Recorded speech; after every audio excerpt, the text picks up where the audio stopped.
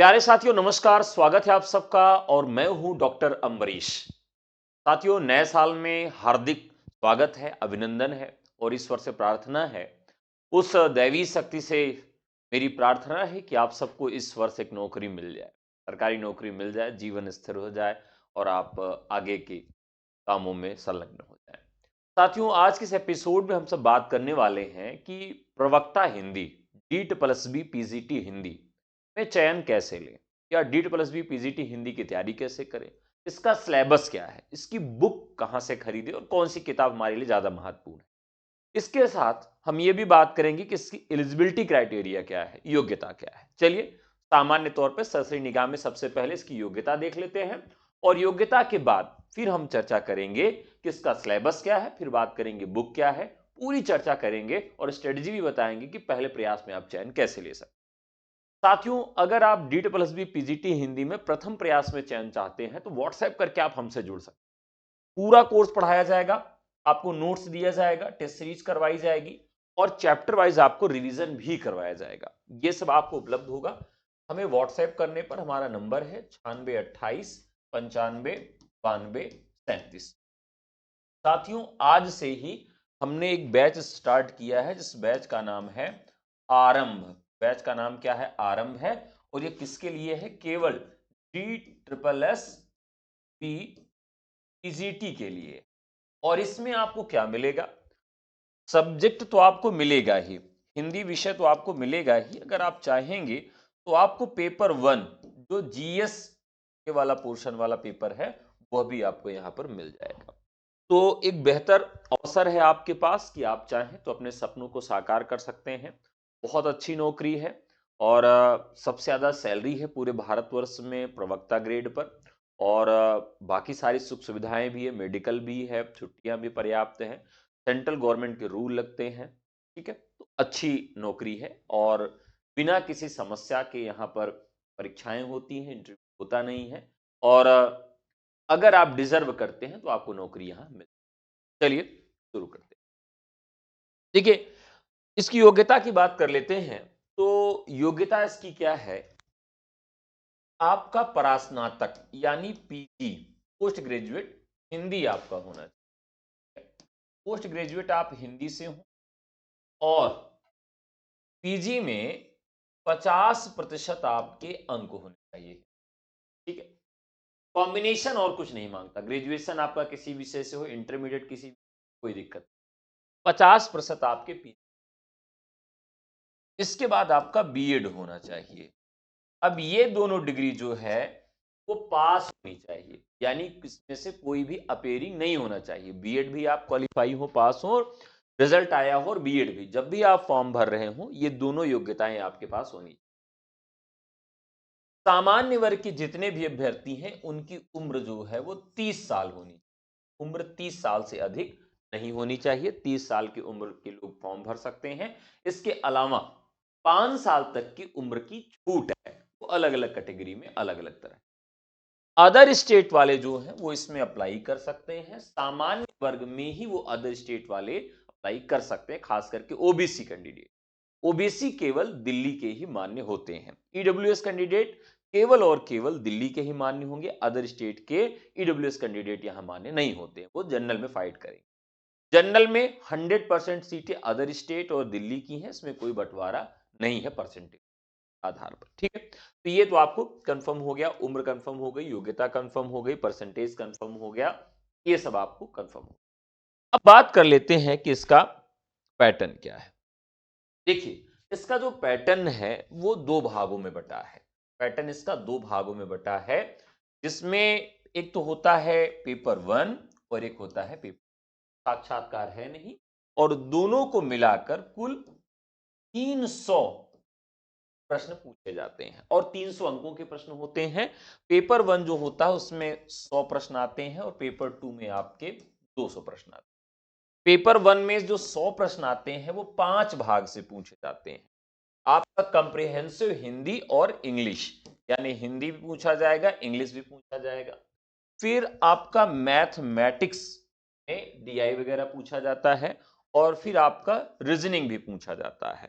तो ये आपका 4 पोर्शन हो गया और एक पोर्शन आपका होता है जिसमें जीएस और करंट अफेयर्स पूछा जाता है। जीएस और करंट अफेयर्स आपका पूछा जाता है। तो ये आपका पोर्शन हो गया। तो 2 2 4 1 5, यानी हर एक पोर्शन से 20 प्रश्न पूछा जाता है। 20 प्रश्न, सॉरी 20 प्रश्न पूछा जाएगा 5 पोर्शन से, तो टोटल 100 प्रश्न पूछे। सारे जो प्रश्न होते हैं अनिवार्य होते हैं करना। इसके बाद यहां पर 200 प्रश्न आपके विषय से पूछा जाता है, आपके सब्जेक्ट से पूछा जाता है।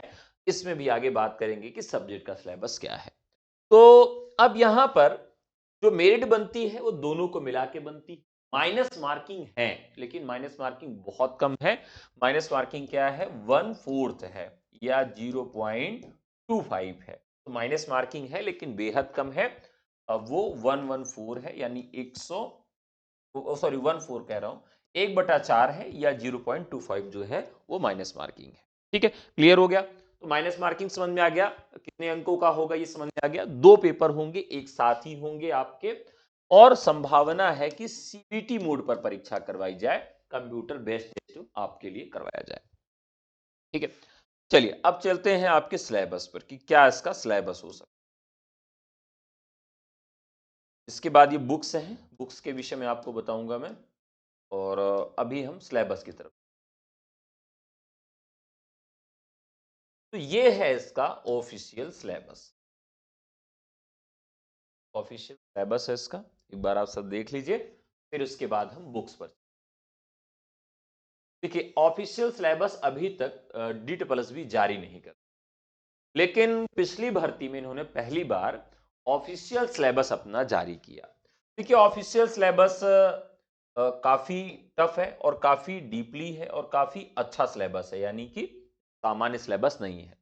हिंदी साहित्य के इतिहास का विस्तृत अध्ययन, आदिकाल से रीतिकाल, भक्तिकाल, आधुनिक काल, चंद अमीर खुसरो, कबीर, दादू, रैदास, नानक, जायसी, तुलसी, केशव, सूरदास, मीराबाई, देव, घनानंद बिहारी, मतीराम, सेनापति, पद्माकर, भारतेंदु, हरिश्चंद्र, बद्रीनारायण चौधरी, प्रेमघन, महावीर प्रसाद द्विवेदी, श्रीधर पाठक, हरियौद, मैथिली शरण गुप्त, जयशंकर प्रसाद, महादेवी वर्मा, पंत, निराला, नरेंद्र शर्मा, केदारनाथ अग्रवाल, नागार्जुन, मुक्तिबोध, नेमीचंद जैन, प्रभाकर माचवे, गिरजा कुमार माथुर, अज्ञे, धर्मवीर भारती, शंभुनाथ सिंह, ये आपके काव्य के अंतर्गत आते हैं। इतने लोगों को पढ़ना है।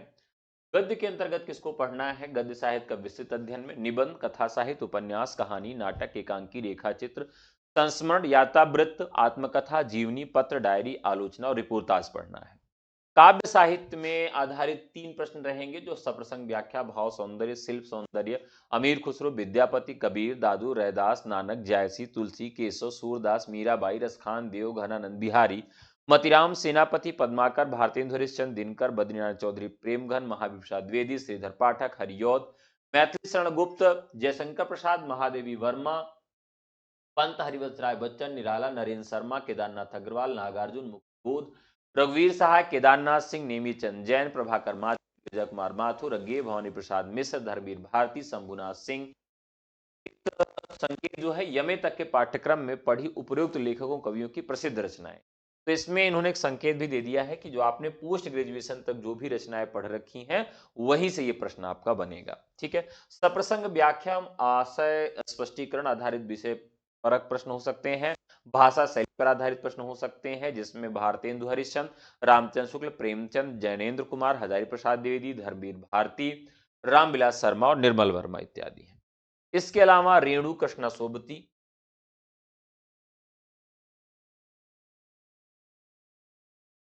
इसके अलावा और कौन कौन है, रेणु कृष्णा सोबती, भीष्म साहनी, शेखर जोशी, विष्णु खरे, ममता कालिया, कवियों लेखकों की व्यक्तिगत एवं औतित्व पर आधारित प्रश्न, जिसके 5 भाग होंगे। प्रश्न हिंदी साहित्य के प्रसिद्ध कवियों एवं लेखकों के जीवन परिचय, साहित्यिक रचना एवं भाषा शैली पर आधारित होंगे। व्याकरण इसके बाद आता है। व्याकरण में कहां कहां से प्रश्न है, शब्द विचार, शब्द भंडार, शब्द भेद, रचना स्रोत, प्रयोग की दृष्टि से शब्द भंडार, पर्यायवाची, विपरीतार्थक, एकार्थी, अनेकार्थी, शब्द युग्म, शब्द निर्माण, उपसर्ग, प्रत्यय और समास। पद परिचय से सर्व प्रश्न होंगे। पदबंध, पद परिचय, संज्ञा, सर्वनाम, विशेषण, क्रिया विशेषण, पदबंध, भेद, प्रयोग, पद परिचय से। वाक्य विचार से वाक्य संरचना, वाक्य के भेद, अर्थ एवं रचना के दृष्टि से वाक्य परिवर्तन, वाक्य संश्लेषण, वाक्य विश्लेषण। संधि में स्वर संधि, व्यंजन संधि और विसर्ग संधि से प्रश्न होंगे। अपठित बोध में काव्यांश पर आधारित प्रश्न होंगे। भाव सौंदर्य, शिल्प सौंदर्य से प्रश्न होंगे। गद्यांश में आपके साहित्यिक वर्णनात्मक विषयों पर होंगे। समसामयिक विषय, वर्णनात्मक विषय, सर्जनात्मक विषय पर, साहित्यिक विषय पर कुछ आपसे प्रश्न पूछे जा सकते हैं। काव्य शास्त्रीय अध्ययन यानी काव्य शास्त्र में साहित्यकार, स्वरूप, उद्देश्य, साहित्य की विविध विधाएं, रस मीमांसा, सभी रसों का ज्ञान, काव्य की आत्मा के स्वरूप में रस मीमांसा, शब्द शक्ति, अभिधा, लक्षणा, व्यंजना, काव्य गुण, प्रसाद, माधुर्य, ओज, काव्य दूत, विस्तृत जानकारी, छंद ज्ञान, वार्णिक, मात्रिक, अलंकार, शब्दालंकार, अर्थालंकार, उभयालंकार एवं नए अलंकार से प्रश्न आएगा। इसके बाद रचना कौशल संबंधित प्रश्न होगा। लेखन कौशल और पत्रकारिता से संबंधित प्रश्न होगा, जिसमें प्रिंट माध्यम, समाचार और संपादकीय, रिपोर्ट, आलेख, फीचर लेखन, साक्षात्कार, रेडियो, दूरदर्शन के लिए लेखन, विज्ञापन लेखन। काव्य शास्त्र में आधुनिक काव्य, नाटक, रंगमंच, विशेष रचनाकार, भाषा विज्ञान और हिंदी भाषा और हिंदी आलोचना से भी आपके यहाँ प्रश्न पूछा जाएगा। इसके बाद क्या है कि ये टीचिंग लर्निंग जो मेथोलॉजी है, यानी कि जो आपका शिक्षण है, विषय से संबंधित शिक्षण है, उससे भी संबंधित पूछा जाएगा, जिसमें ये वाला पोर्शन है, ये सभी सब्जेक्ट में अलग है। तो क्या है, लर्निंग टीचिंग क्या है, लैंग्वेज अक्रॉस द करिकुलम क्या है, understanding of discipline and subject क्या है, ठीक है, स्कूल एंड सोसाइटी क्या है, पेडोलॉजी ऑफ स्कूल सब्जेक्ट्स है, नॉलेज ऑफ जो है करिकुलम क्या है, असेसमेंट ऑफ लर्निंग क्या है, क्रिएटिंग एन इंक्लूसिव स्कूल क्या है, और चाइल्डहुड एंड ग्रोइंग जो है, और drama and art in education. ये 10 पॉइंट है जिनसे संबंधित प्रश्न आपके यहाँ पूछे जाएंगे। ये आपके शिक्षण से संबंधित होंगे, ये हिंदी में जाएंगे। ठीक है, अब आपने तो ध्यान लिया। अब हम बात करते हैं कि हमें इसके बाद बुक्स कौन सी लेनी है। ठीक है, बुक्स पर भी बात करेंगे। देखिए, जो पूरा पाठ्यक्रम है वो कितने भागों में विभाजित किया गया है, देख लेते हैं। तो इसमें एक भाग होगा आपका गद्य, दूसरा भाग होगा आपका काव्य, तीसरा भाग होगा आपका काव्य शास्त्र, ठीक है, और चौथा भाग होगा आपका काव्य शास्त्र हो गया, गद्य हो गया, काव्य हो गया, भाषा विज्ञान, भाषा विज्ञान से प्रश्न पूछा जाएगा, व्याकरण से प्रश्न पूछा जाएगा, और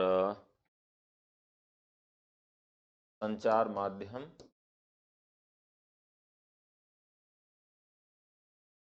और प्रयोजन मूलक हिंदी।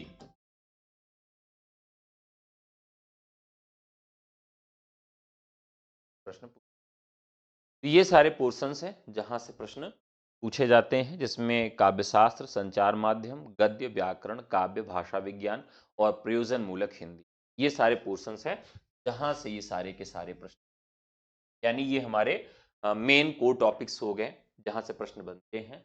अब इनसे संबंधित जो प्रश्न, देखिए थोड़ा बहुत प्रश्न आपका पाश्चात्य काव्य शास्त्र से भी पूछा जा सकता है। कहां से पूछा जा सकता है? पाश्चात्य काव्य शास्त्र से, पाश्चात्य काव्य शास्त्र से प्रश्न पूछा जा सकता है। एक दो प्रश्न सूचनात्मक तौर पर, और एक चैप्टर इन्होंने अलग से रखा है जो आपके लिए महत्वपूर्ण है, वो क्या है? आलोचना। चैप्टर का नाम क्या है? आलोचना। तो ये सारे पॉइंट्स हैं जहां से प्रश्न GEE में, पीजीटी में आपसे पूछे जाते हैं। मैंने सिलेबस दिखा दिया, ये कोर पॉइंट्स बता दिया। अब बात कर लेते हैं बुक्स की, कि जो बुक्स आपको पढ़नी है, जहां से प्रश्न बुक से बनता है। देखिए, मैंने किताबें तो उसमें बहुत सारी बताई, लेकिन सारी किताब से सब कुछ नहीं पढ़ना है। जैसे हिंदी भाषा का इतिहास, तो ये भाषा विज्ञान की किताब है, चाहें तो किसी और भी किताब से पढ़ सकते हैं, लेकिन भाषा विज्ञान के जो पोर्शन आपके सिलेबस में हैं, वो यहाँ से आपके सेट हो सकते हैं, और ये किताब काफी महत्वपूर्ण है, जो कि भोलानाथ तिवारी की किताब है, हिंदी भाषा का इतिहास। इसके बाद हिंदी व्याकरण की पुस्तक की बात करें तो हिंदी व्याकरण के लिए दो किताबें मैं आपको सजेस्ट करता हूं, या तो कामता प्रसाद गुरु की हिंदी व्याकरण आप ले लीजिए, और या तो आधुनिक हिंदी व्याकरण और रचना वासुदेव नंदन प्रसाद के नाम से पुस्तक आती है। इन दो किताबों में, या इसके अलावा आप लेना चाहें तो हरदीव बहारी की शब्दार्थ प्रयोग ले सकते हैं, लेकिन बस यही किताब पर्याप्त है। हिंदी साहित्य का इतिहास, यहां से काव्य वाले जितने भी प्रश्न हैं और खास करके जो भक्तिकाल है, भक्तिकाल के और आलोचनात्मक कथन जो हैं वो सारे के सारे प्रश्न आपके हिंदी साहित्य इतिहास रामचंद्र शुक्ल से बनते हैं। हिंदी साहित्य का इतिहास संपादक हैं डॉक्टर नगेंद्र और हरदयाल। तो जितनी भी डेट या तिथियां आती हैं, तो DSSB में कुछ रचनाएं जिनकी डेट या अनुक्रम लगाने के लिए पूछा जाता है, सीक्वेंस लगाने के लिए प्रश्न बनता है, तो उसके लिए डॉक्टर नगेंद्र के द्वारा संपादित हिंदी साहित्य का इतिहास किताब महत्वपूर्ण है। आदिकाल के जो भी प्रश्न बनते हैं, आदिकाल के लिए आपको हिंदी साहित्य का आदिकाल हजारी प्रसाद द्विवेदी की किताब महत्वपूर्ण होती है, पढ़ना पड़ता है। हिंदी साहित्य की भूमिका हजारी प्रसाद द्विवेदी, तो आदिकाल और पूरे काव्य पर जो आलोचनात्मक कथन पूछे जाते हैं वो आपके हिंदी साहित्य की भूमिका से पूछे जाते हैं, जो कि हजारी प्रसाद द्विवेदी की पुस्तक। हिंदी साहित्य का दूसरा इतिहास मोस्ट इंपॉर्टेंट पुस्तक है ये। यहां से आलोचनात्मक कथन आपके काल विभाजन और कालों के नामकरण ये पूछे जाते हैं। बच्चन सिंह की किताब है हिंदी साहित्य का दूसरा इतिहास। इसके बाद जो गद्य वाला पोर्शन है, उपन्यास, कहानी, रेखाचित्र, संस्मरण, रिपोर्टाज, जीवनी, जो भी से संबंधित प्रश्न पूछे जाते हैं वो सारे के सारे प्रश्न आपके कहां से होते हैं, गद्य साहित्य के नाम से होते हैं। और किसकी किताब है? रामचंद्र तिवारी किताब है, बहुत महत्वपूर्ण किताब है। ये किताब आप सब जरूर खरीद लीजिएगा। अब बात करते हैं भारतीय काव्य शास्त्र की। तो भारतीय काव्य शास्त्र या भारतीय साहित्य शास्त्र से जो प्रश्न बनते हैं वो भारतीय काव्य शास्त्र के नाम से पुस्तक है डॉक्टर निशा अग्रवाल की। ये किताब आपके लिए काफी, यहां से आप अपना काम पूरा कर सकते हैं। इसके अलावा तारकनाथ बाली की एक पुस्तक है काव्य शास्त्र पर। पाश्चात्य काव्य शास्त्र पर जो थोड़ा बहुत प्रश्न बनता है वो भगीरथ मिश्र की पुस्तक से बनता है, तो भगीरथ मिश्र की किताब आप ले सकते हैं। इतिहास, सिद्धांत और वाद के जो प्रश्न पूछे जाते हैं, 1 2 3 प्रश्न भगीरथ मिश्र से पूछे। पाश्चात्य काव्य शास्त्र अगर वो नहीं है तो देवेंद्र शर्मा की आप रख सकते हैं, ये भी महत्वपूर्ण किताब। अब जो हिंदी आलोचना आपके यहाँ सिलेबस में रखा गया है, आलोचनात्मक कथन, आलोचनात्मक टिप्पणियां जो आपके यहाँ पूछी जाएंगी, आलोचनात्मक सिद्धांत जो आपके यहाँ पूछे जाएंगे, उसके लिए बढ़िया किताब है विश्वनाथ त्रिपाठी की हिंदी आलोचना के नाम। ठीक है। अब आपके यहाँ अभिव्यक्ति और माध्यम, जनसंचार माध्यम के लिए एक टॉपिक है जिसमें आपके प्रयोजन मूलक हिंदी से संबंधित भी प्रश्न रहेंगे। तो इसके लिए अभिव्यक्ति और माध्यम आप एक किताब ले लेंगे। और एक किताब आती है राजकाज में हिंदी के नाम से, पुस्तक का नाम है राजकाज में हिंदी। और ये पुस्तक किसकी है? हरदेव बाहरी की है। ये पुस्तक है हरदेव बाहरी की पुस्तक है। तो ये किताब भी आप मार्केट से ले सकते हैं। हरदेव बाहरी की पुस्तक है, नाम है राजकाज में हिंदी। और इसके साथ अभिव्यक्ति और माध्यम, जनसंचार और लेखन, सृजनात्मक लेखन, व्यवहारिक लेखन। और ये किताब किसके लिए है? 11वीं और 12वीं के लिए है। NCERT की बुक है। यहां से आपका पूरा काम हो जाएगा और यहीं से प्रश्न भी आपके यहां बनाए जाते हैं। देखिए ये एक किताब है जहां से आपके लिए शिक्षण वाले प्रश्न पूछे जाएंगे, खास करके जो हिंदी शिक्षण है, हिंदी पेडालॉजी जो है वो प्रश्न कहां से बनते हैं। तो एक तो आप ये ले लेंगे सीटेट का previous year question paper Hindi का। सीटेट में अभी तक जो भी हिंदी शिक्षण से संबंधित प्रश्न पूछे गए हैं, हिंदी शिक्षण से जो प्रश्न पूछे गए हैं वो आप एक ले लेंगे। और दूसरी किताब एक NCERT से छपती है। ठीक है। तो अगर आपके पास ये किताब नहीं मिले तो मातृभाषा हिंदी शिक्षण के नाम से मिलती है। इसका PDF मेरे पास है, तो मैं आपको उसको PDF प्रोवाइड करवा दूंगा। राष्ट्रीय शैक्षिक अनुसंधान और प्रशिक्षण परिषद के द्वारा यह पुस्तक निकाली जाती है, मातृभाषा हिंदी शिक्षण के नाम से। ये किताब मेरे पास PDF है, मैं आपको निःशुल्क रूप में प्रोवाइड करवा दूंगा। ठीक है। तो ये आपका सिलेबस हो गया। अब आपको बता दूं कि हमारे पास कितनी चीजें आपको निःशुल्क मिल जाएंगी। देखिए एक तो आपको हम DSSB में जो सामान्य हिंदी का पेपर आता है, सामान्य हिंदी का आज तक का जितना भी पेपर आया है वो मैं आपको प्रोवाइड करवा दूंगा। इसके अलावा सामान्य अंग्रेजी का अभी तक का जितना भी पेपर आया है वो मैं आपको प्रोवाइड करवा दूंगा। पेपर 1 का जो PYQ है वो मैं आपको प्रोवाइड करवा दूंगा। ठीक है। इसके अलावा आपको मैं NCERT का जो संचार माध्यम है, NCERT संचार माध्यम पुस्तक है वो मैं आपको उपलब्ध करा दूंगा। और हिंदी शिक्षण की किताब, हिंदी शिक्षण की जो किताब है वो भी मैं आपको उपलब्ध करा दूंगा निःशुल्क। इसके अलावा DSSB PGT का जो PYQ है, DSSB PGT हिंदी का जो पीजीटी हिंदी का जो पीवाईक्यू है वो भी मैं आपको निःशुल्क उपलब्ध करा दूंगा। ये सारी चीजें आपको निःशुल्क उपलब्ध करा दूंगा। ये सारी चीजें आपको मिलेगी कैसे? तो जिस वीडियो को देख रहे हैं, इस वीडियो में आपको एक टेलीग्राम का लिंक मिलेगा। उस टेलीग्राम लिंक पे आप क्लिक करेंगे और हमारे टेलीग्राम ग्रुप से आप जुड़ जाएंगे, वहीं सारी सामग्री आपको प्रोवाइड करवा दी जाएगी। ठीक है, तो आज के एपिसोड में यहीं तक। ये जानकारी आपको अच्छी लगी हो तो कमेंट करके बताइएगा। एक बार पुनः आप सबको नववर्ष की हार्दिक शुभकामनाएं, मंगल कामनाएं। अब आप तैयारी की शुरुआत कैसे करेंगे, अपनी तैयारी कैसे करेंगे? तो सबसे पहले आप इस सिलेबस को प्रिंट आउट करवा लीजिए, प्रीवियस ईयर क्वेश्चन पेपर को देख लीजिए, सिलेबस को 3 बार पढ़िए, प्रीवियस ईयर क्वेश्चन पेपर को 2-3 बार पढ़ लीजिए, और फिर उसके बाद हिंदी साहित्य का सरल इतिहास एक पुस्तक आती है, उसको खरीद लीजिए, वन टाइम में उस किताब को पढ़ डालिए। उसके बाद फिर धीरे धीरे आप एक एक पुस्तक जो है उसको पढ़िए और उससे नोट्स बनाइए। देखिए, पेपर जो बनता है इन्हीं पुस्तकों से बनता है।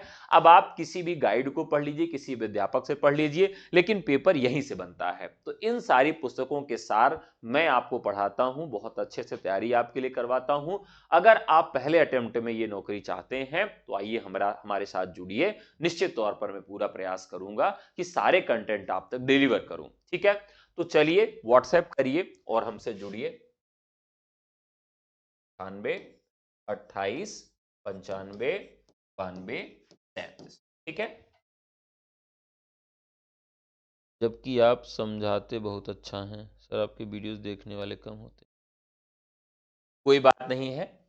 आज दरअसल कल हम लोग रात को 1 बजे तक लाइव थे। कल मैराथन क्लास चली थी तो बहुत सारे लोग सो रहे होंगे, बहुत सारे लोग बाद में देखेंगे। आज नया वर्ष भी है, ठीक है, कोई बात नहीं है। तो आप लोग पढ़िए और जल्दी से सिलेक्शन लीजिए, ईश्वर से यही कामना करता हूँ। तो आज के लिए इतना ही। बहुत बहुत धन्यवाद। नमस्कार, जय, शुभ दिन, शुभ वर्ष।